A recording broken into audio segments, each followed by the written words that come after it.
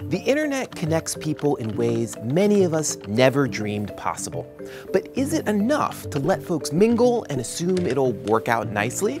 No, obviously it's not. Hello, and welcome back to New Public. I'm Jamin Warren.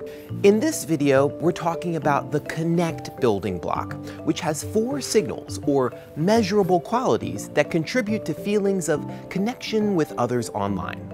Connection doesn't just mean interacting through technology, but intentional designs that shape those interactions, leading to online spaces that behave less like the bedlam of Black Friday and more like a friendly neighborhood. The first signal is to cultivate belonging. We all need to feel like we have a place in the world. Researchers have shown belonging makes a person happier, healthier, more productive, less self-destructive, and less prone to aggression.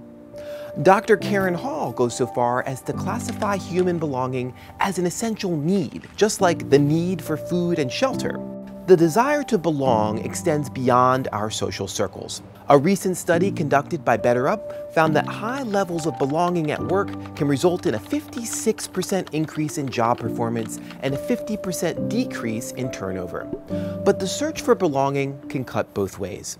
According to a 2017 UNESCO study, hate groups focus on social media as a place to legitimize and spread their message to vulnerable individuals.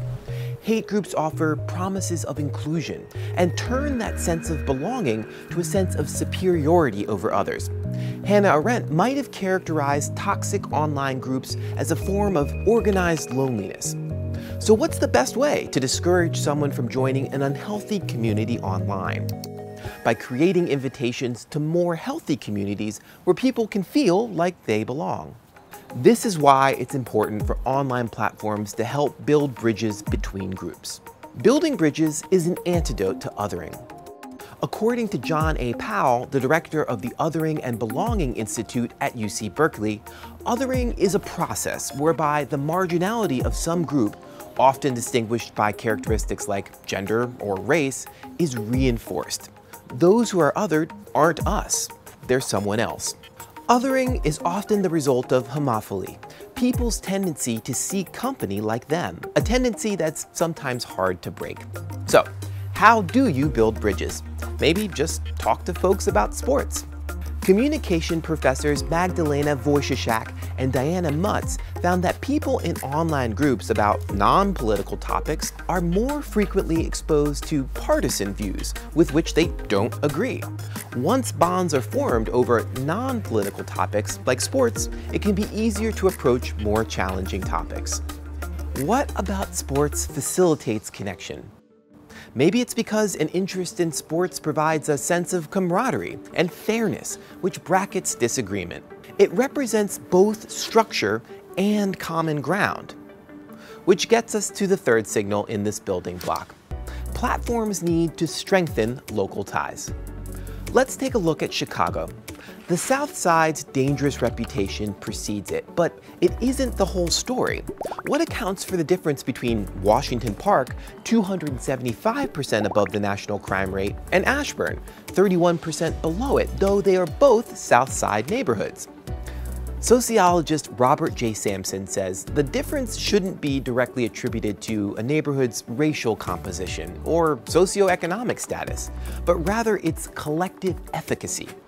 Sampson explains that collective efficacy is cohesion and mutual trust among residents with shared expectations for intervening in support of neighborhood social control.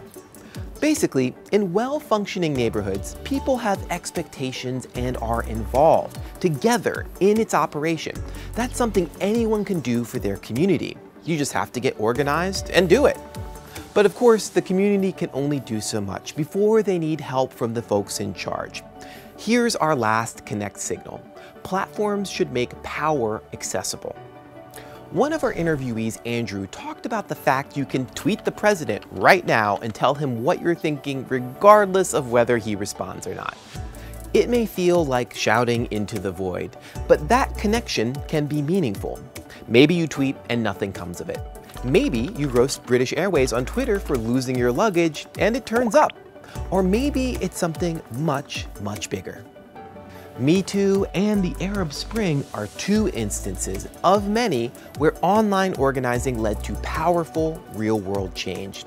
These outcries demonstrate a social media facilitated connection between the public and the powerful, and also within the public demanding change.